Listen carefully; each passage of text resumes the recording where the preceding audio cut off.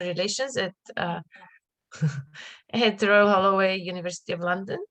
And so I'm one of the chairs of the panel, and the other one is Melita Lazo. I never actually know how to pronounce your last name. I go with Lazelle. Lazelle, yeah. I'm just going to admit somebody else who was in the waiting room. So she's going to present. I'm not presenting, so I will do more of the chairing, and Melita will do more of the presenting. I know that we weren't really supposed to do presentations based on the DSA instructions, but I think it's still going to be helpful if everyone talks for 5 to 7 minutes, let's say, about their paper, or maybe it doesn't actually exist as a paper yet, but just their presentation. And then we can have a discussion at the end. So if also Melita has an issue that she is currently, well, first of all, recovering from COVID. So she was warning me she may start coughing at some point. Hopefully not, but and she is also in some hotel where she's like at a research away day. Yeah, shall I just explain that quickly? Someone could kind of come into her room, hopefully not. So if you don't mind, she will go first, and then Mark will go, and then Bokia can go. Okay, so Melita, you can start. Thank you. Thanks. Good to meet you both. And Nestet, who's joined us as well. Hello. So as Ivica said, my name's Dr. Melita Lazelle, and I'm at the University of Portsmouth. So I had to come to a research away day at a hotel today, and I've just nipped out of that to join the panel. And I found this room, which is nice and quiet and empty at the moment, but I'm worried that at any minute it'll just get filled with people and I'll have to log off and try and find somewhere else. So thank you for letting me speak first. Just to give you a bit of background, Ivica and I have been working together.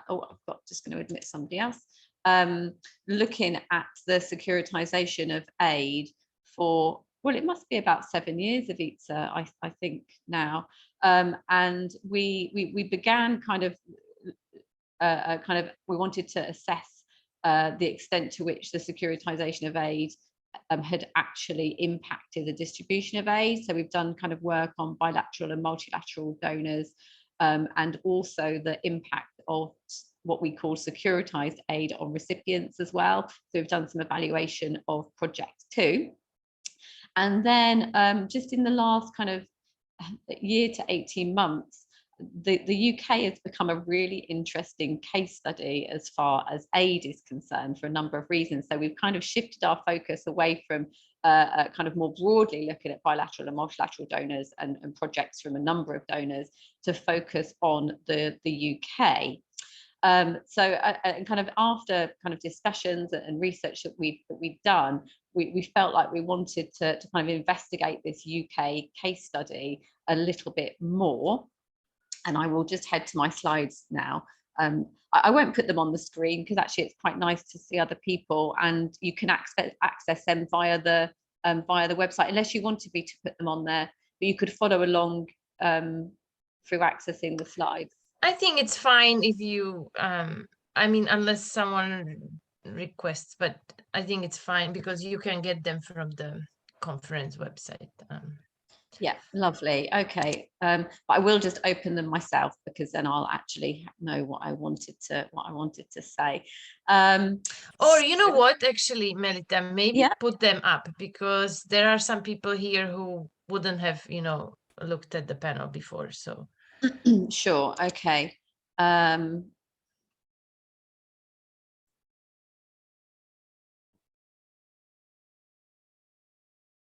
So you can, that's not in, I've just done, this is just from the conference website, so it's not actually in PowerPoint mode, but hopefully you can kind of see that, and I'll just move through it like this, if that's okay. Yeah, okay, great. Okay, so we've called this presentation the nationalisation of UK aid, because our kind of core argument then is that that currently, and kind of in the last 2 to 5 years, the UK's approach to aid can best be described as the nationalisation of development aid.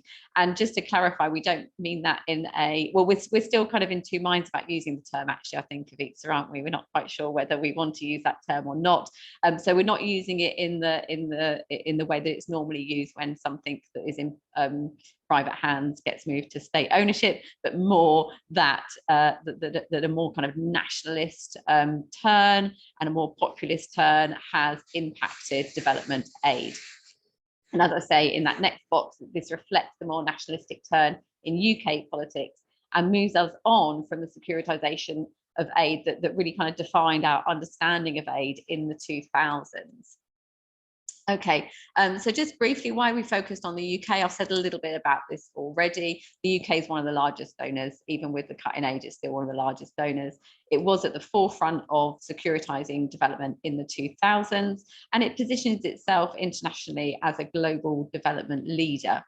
And now we have the merging of DFID with the FCO, and we think that the FCDO is an example really of a new era that requires a new understanding and a new way to kind of explain and conceptualize development aid, which is what we wanted to do here. So very briefly as well, what kind of methods and data have we looked at so far in the research?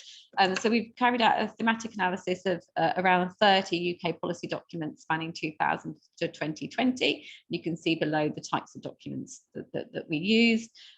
We've also looked not just at the UK, but just to kind of see how far this trend it is true for other donors as well. We've also looked at some other donors too.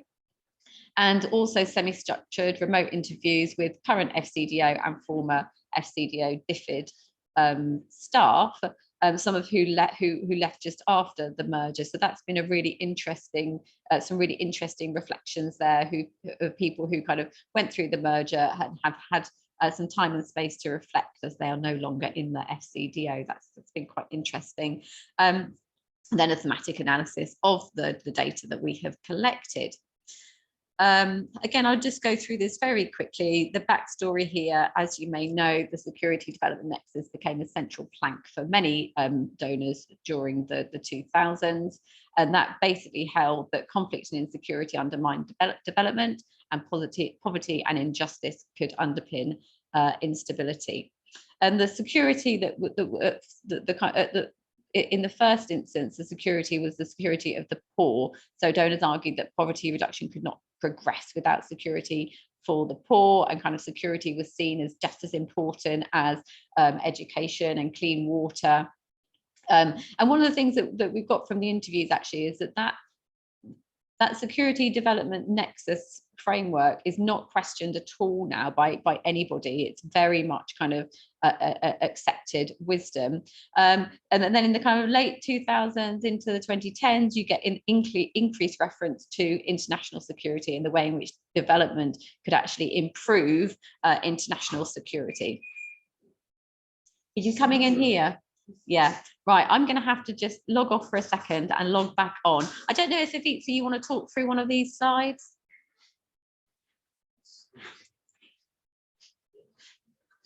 Yeah, I can just kind of continue. Thank you. So this is a paper that actually Melita is more in charge of than I am, but I can, let me just do. I don't know how to share a screen on Zoom. There's a green. Right, I see it, share screen. Okay, and I think it will be this one.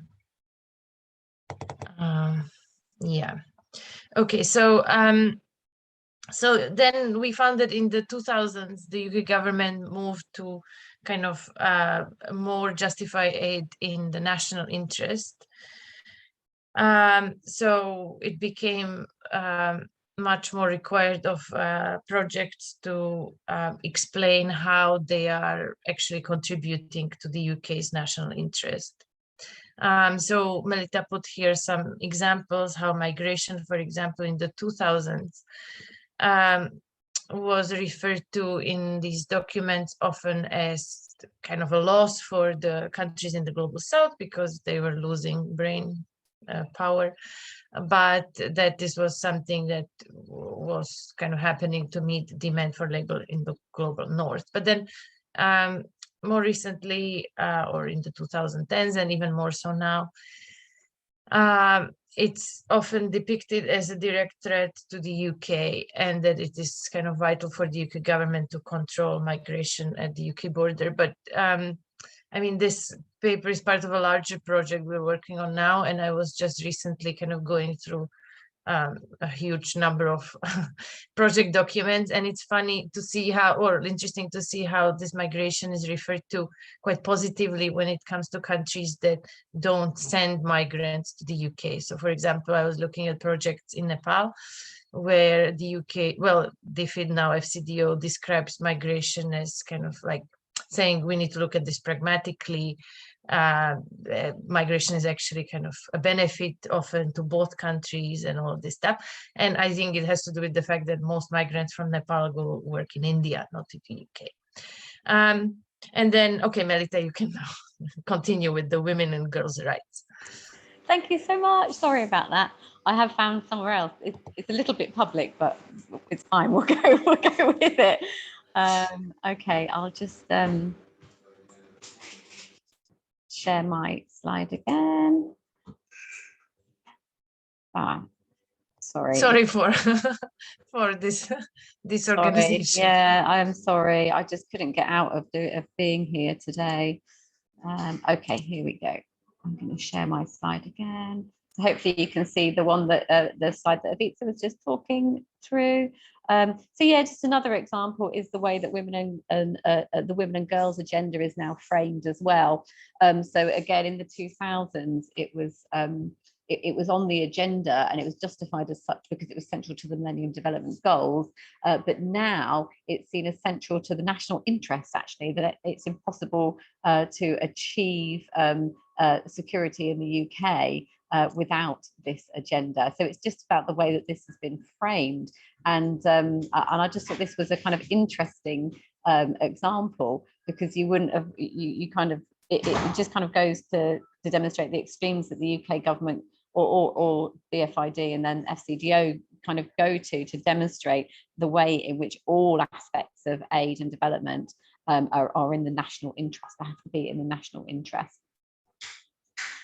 So how does this relate to domestic politics, or kind of how does domestic politics feed into it?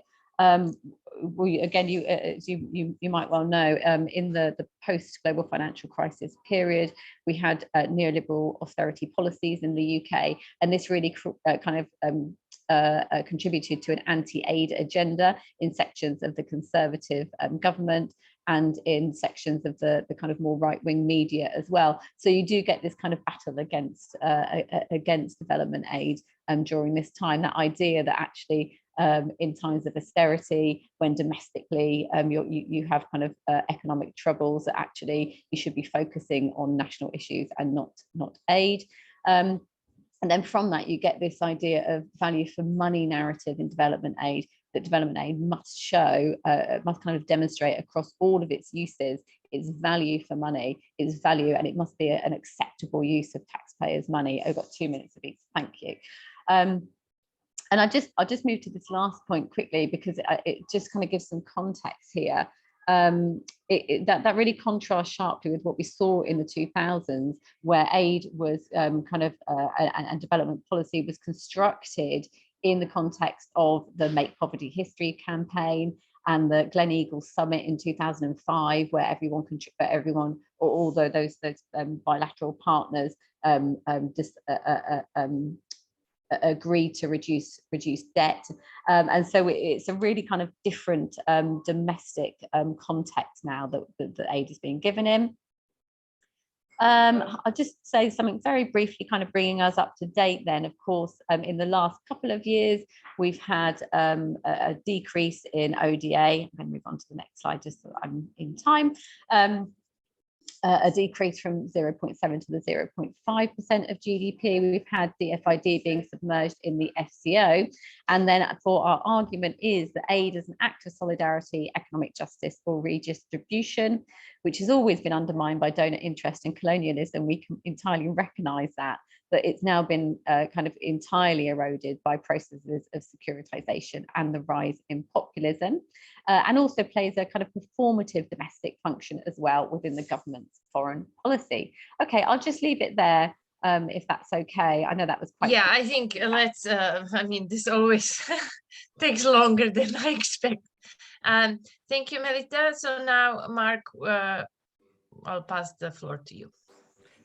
Thanks. And do you want me to share my screen, or shall I think just it's up talk? to you. I think you can. I can just talk. Okay. I think that will save a bit of time.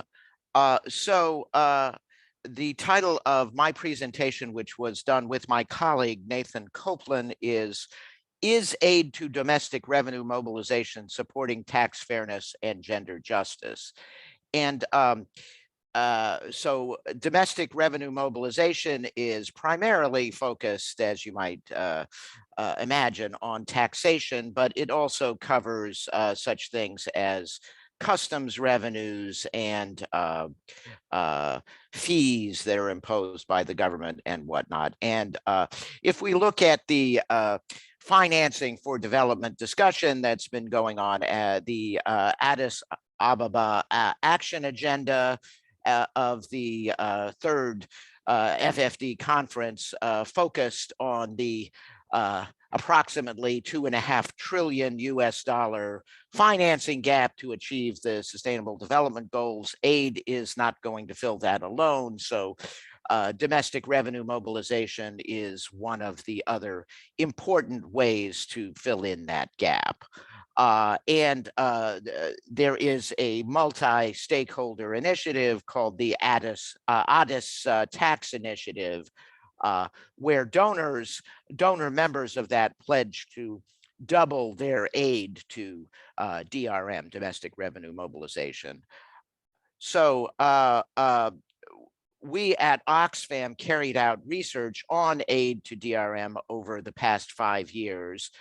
And we looked at a number of themes that I'll get into in a moment.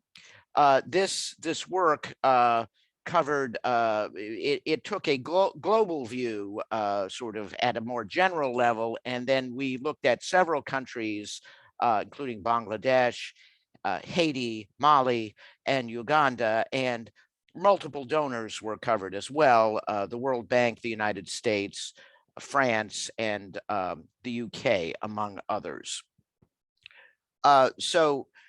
First of all, we did see a noticeable increase in the amount of aid and the share of aid going to support domestic revenue mobilization, but it's not moving swiftly enough to meet the pledge of doubling it. We also found that the approach tends to be quite technocratic. There's a focus on efficiency, effectiveness, technical support. In the case of Bangladesh, the World Bank supported automating the collection of value-added tax.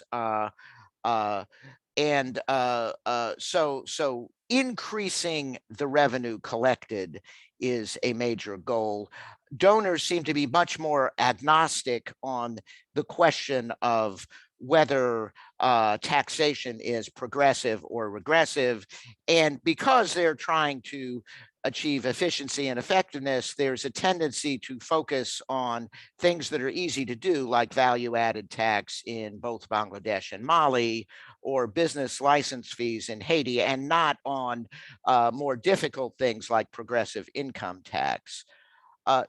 There's also a tendency among donors not to use country systems, not to use local implementers, and often not to work that closely with the with government entities. So country ownership is not always fully honored, despite that being a major principle of aid effectiveness. we found across all of the countries we looked at that aid to DRM is generally gender blind. If you look at the gender equality policy markers that the OECD Development Assistance Committee has, less than 1% of aid to DRM projects are marked. It's a bit higher in Uganda, but only 2 of 39 projects, or 5%. But tax policy can have very negative impacts on women. One can do a gender analysis. For example, in Bangladesh, menstrual products are not exempt from the VAT, so that is harmful to women. And in Haiti, business licenses mainly at the local level impact female vendors in markets, and are quite a heavy burden, as they have a very small margin. More generally, equity is not a major focus. So in Bangladesh, for example, the World Bank did not do a distributional impact analysis of the VAT. I think the biggest finding that we had is that in all the countries we looked at, there is no effort in aid projects for supporting DRM to link the revenue streams achieved to poverty reduction through such things as boosting spending on health, education, or social protection. And we would say that really the goal of DRM is not just to increase revenue by any means necessary, but rather taxation and other means of raising revenue should be a tool to fight poverty. So we think there's a ways to go in making that a reality, and really the focus needs to change. So I will stop there. Thank you very much. Thank you very much. So now, Bokyung.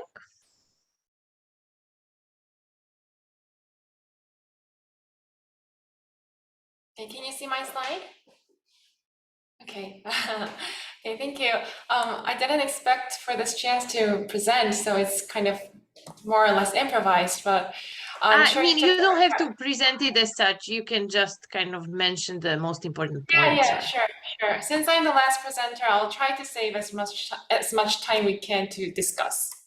Okay, so the title of my presentation, my work was Securitization of Water-Induced Migration. It was mostly about the Nile River conflicts and US aid leveraging in disputed areas.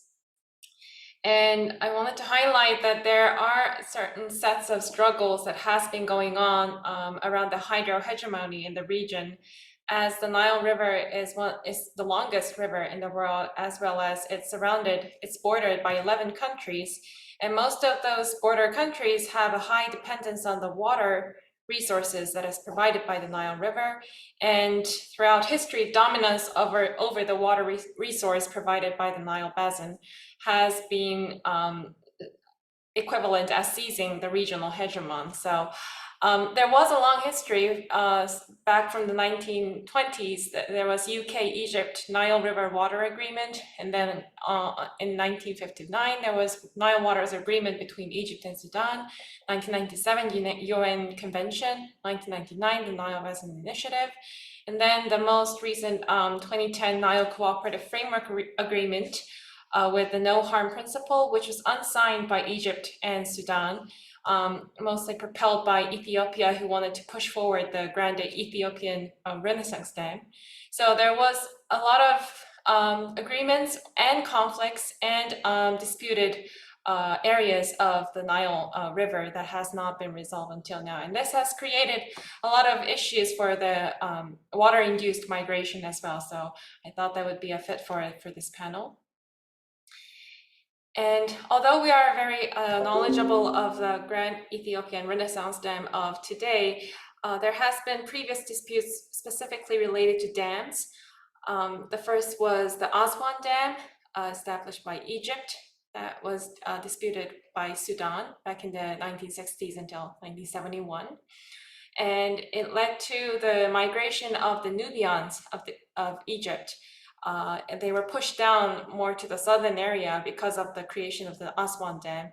And then later on with the building of the Dal Dam and the Kashbar Dam, they were again affected by the creation of these dams to be displaced against their wills. So after that came the Grand Ethiopian Renaissance Dam. It's the largest hydroelectronic power generating dam in Africa. It's located here, as you would all know of. And the conflict is between, of course, Ethiopia versus Egypt and Sudan, because if they put up a dam here, most of the water resources being supplied from the river basin down towards Egypt and Sudan is directly affected. And opposed to Egypt, who's strongly against the dam project from the beginning, Sudan has shown like a back and forth swinging positions, showing somewhat positive reactions to Ethiopia and positive reactions to what Egypt is insisting, depending on the times and the negotiation process. However, despite the dispute, the water has been filled in the dam. The dam has been completed. It's being filled. Among the 13 turbines, one has began operating earlier this year. So it was interesting to see how the United States, one of the top donors to Ethiopia, and the World Bank responded to this dispute. And with the recent civil war in the Tigray region, which is in the northern part of Ethiopia, that began from November 2020, securitization of aid and aid leveraging based on what the Ethiopian government is reacting to this war is being more and more visualized. So briefly looking at the United States and Ethiopia relations, they have a long ally history since the early 1900s until Ethiopia's occupation by Italy in 1935. And then after the World War II, they had a treaty of amity and economic relations in 1951. And then since the early 60s, the United States expanded their development assistance to Ethiopia until the 1974 revolution. And then the relationship became normalized again after the overthrow of the military regime in 1992, and aid volumes was restored in earnest since 1903. US assistance to Ethiopia, it's important to look at the change of the volume because it is the largest bilateral donor. And the United States, especially under the Trump administration, because of his cordial relations with the Egypt's president, they have been threatened to size down the aid depending on their finishing of the Renaissance Dam. And because of the northern conflict that's ongoing, they are providing humanitarian assistance, but that again, you can see that most of the conditions are being earmarked depending on the securitization policies of the United States. And this is just for a backup of how the United States is securitizing their aid. They are so much interested in the region across the Nile River basin. A similar thing was witnessed with the Ilissu Dam between the borders of Turkey and Iraq.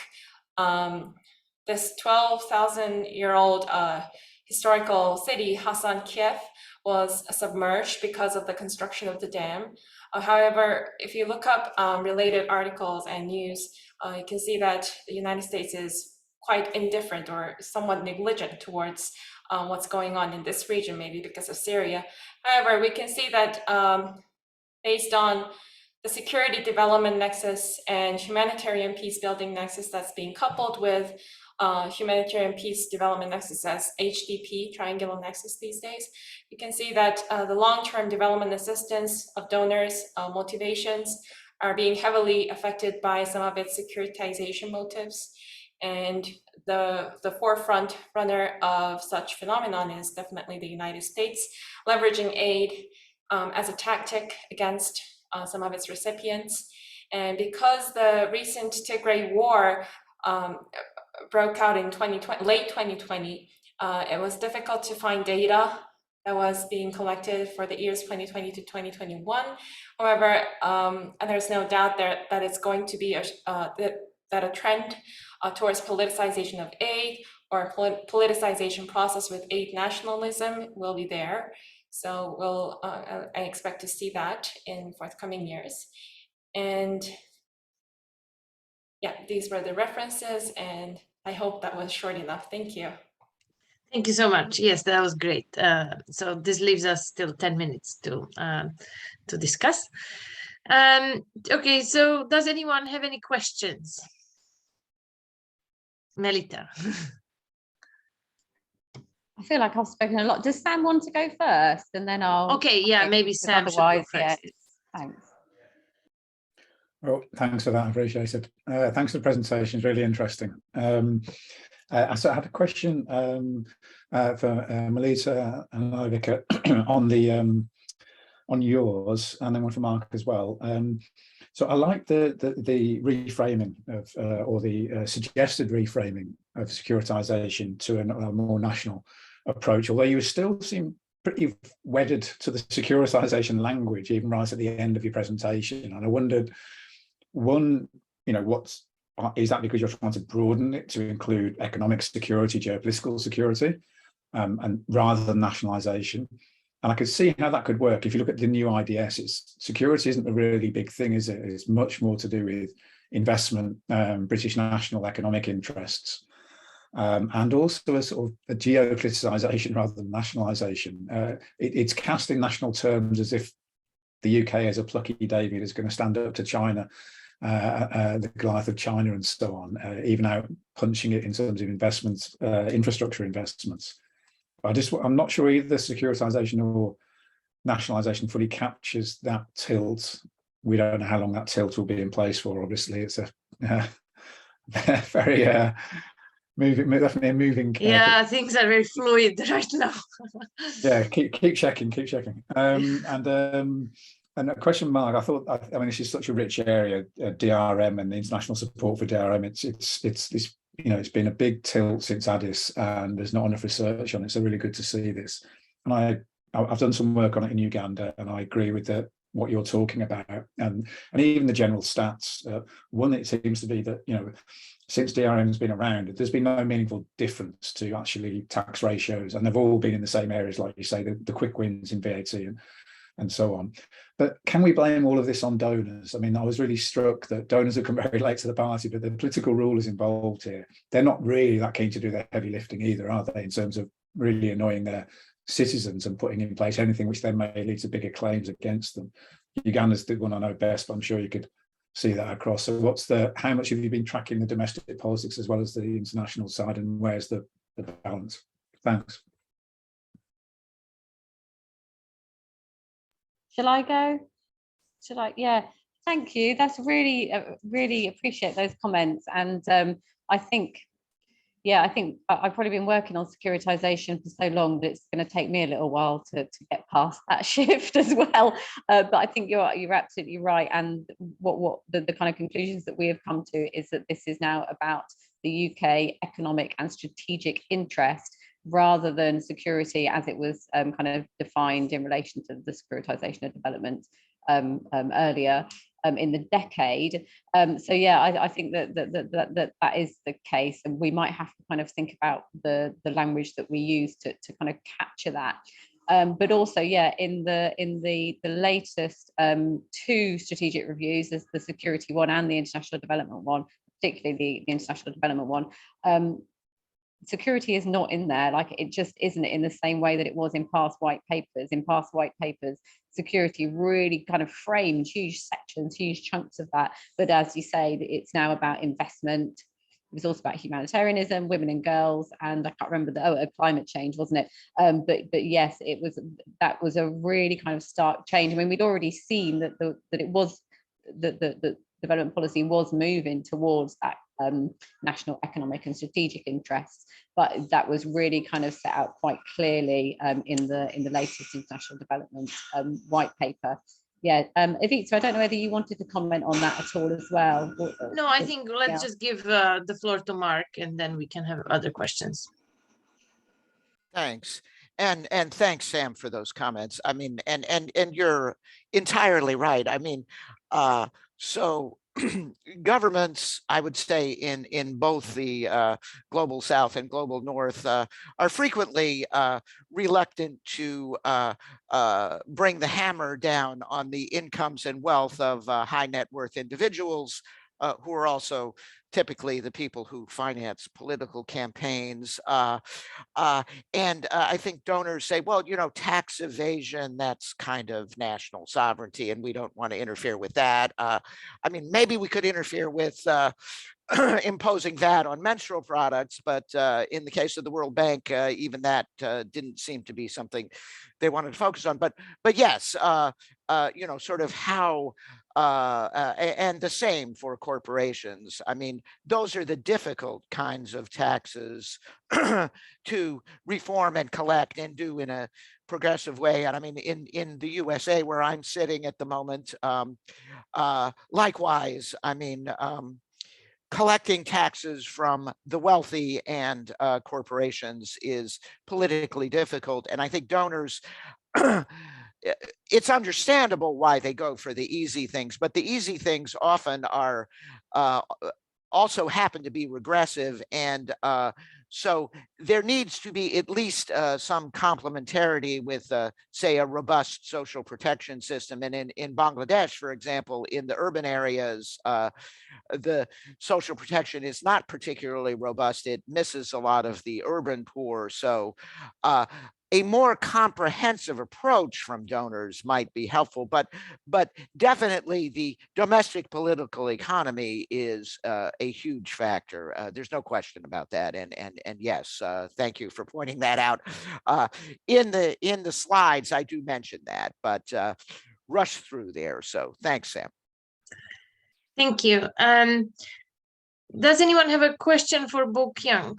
If not, I have a question. So I was wondering whether, I mean, maybe this is not actually the case at all, but do you think that the current conflict in Tigray is in any way related to the dam?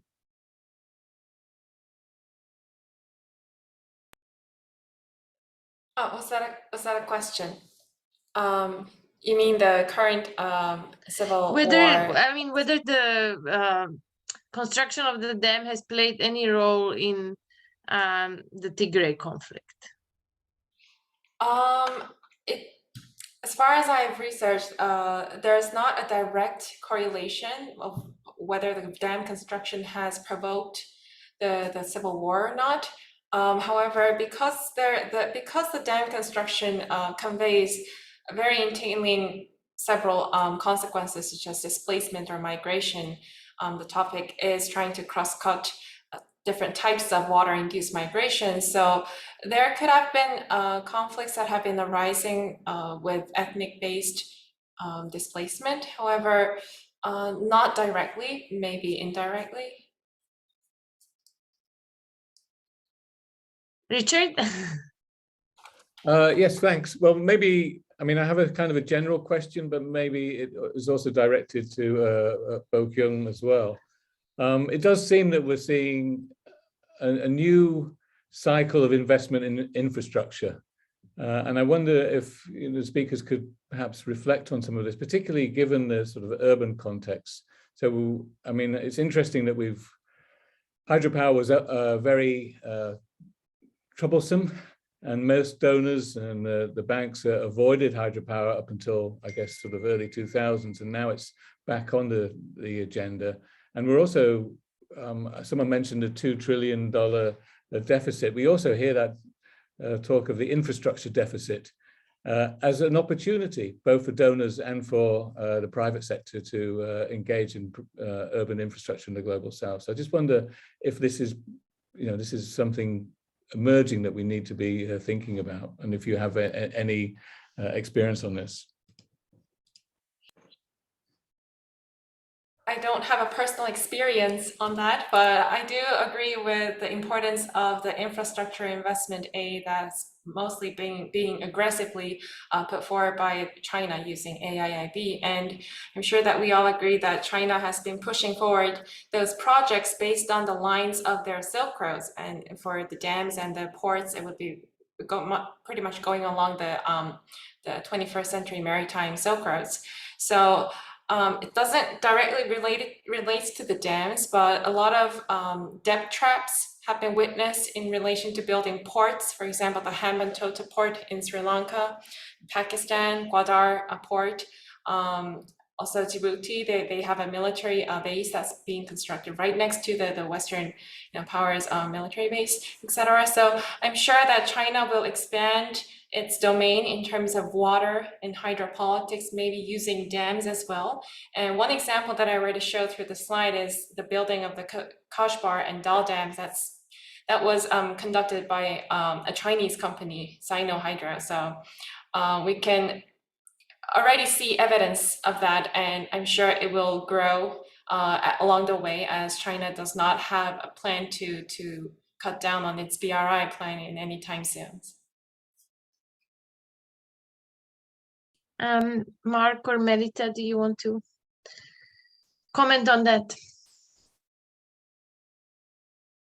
I think your point is entirely well taken, Richard. I haven't looked at this much myself. I think so. Some of the aid projects on domestic revenue mobilization are focused on local governments at the district level or even lower levels of administration, and often those governments are very involved with local infrastructure, filling in potholes in roads, building new roads and the like, but I have not looked at it in detail.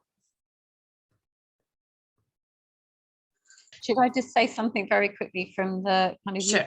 position on that? But yeah, that's a really good point. And as Sam, who's now left, was kind of saying, the UK has kind of set itself up as this international development leader, almost kind of in the face of China. So how is it going to compete with the Chinese offer on development? So that in one way makes me think that maybe that focus on private investment in the latest strategy is going to maybe move towards more infrastructure projects, but it hasn't kind of historically been something that the UK has positioned itself as a global leader in. That's been more about kind of conflict prevention and security sector reform and governance, which I do think it's moving away from now. But then the other point to say is that something that's come up in the interviews, I think, is that quite often civil servants find it quite difficult to interpret what actually government policy is, and it's always changing. So I think there's a lot of kind of flux there at the moment. Okay, thank you so much, everyone. That's our time finished.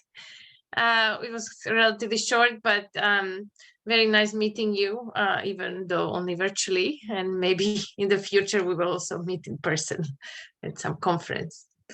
Oh, it's really good to hear from you all, and thanks for the questions and interest. Yeah, stay in touch. Let us know how you get on with the current projects that you're working on, which really seem really interesting. Thank you. Thank you.